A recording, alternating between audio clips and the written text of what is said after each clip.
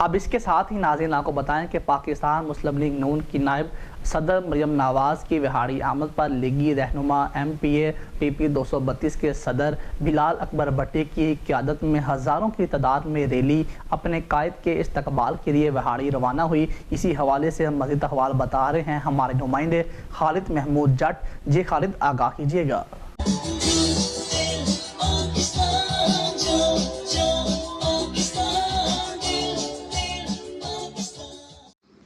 جی بالکل، ماچھیوال سٹی ماچھیوال سے انجمن تاجران، نمائندگان پیسٹی سائٹ، اہلیان ماچھیوال، سابق چیئرمین یونین کونسلر اور اہلیان حلقہ کا ڈیرہ بلال اکبر بھٹی پہنچنے پر استقبال کیا گیا۔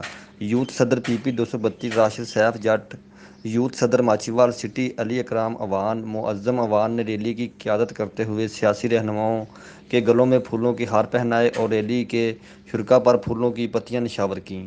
راشد سیف جٹ نے ریلی سے خطاب کرتے ہوئے کہا کہ بلال اکبر بھٹی ایک مضبوط امیدوار ہیں۔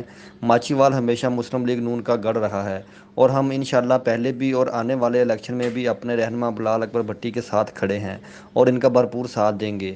یوتھ لیڈر راشد سیف جٹ نے علی اکرام اوان، معظم اوان نے کہا کہ انشاءاللہ ہم بلال اکبر بھٹی کو 2/3 اکثریت سے کامیاب کروائیں گے۔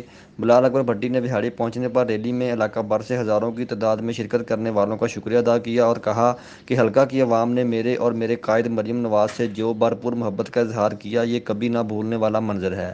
جی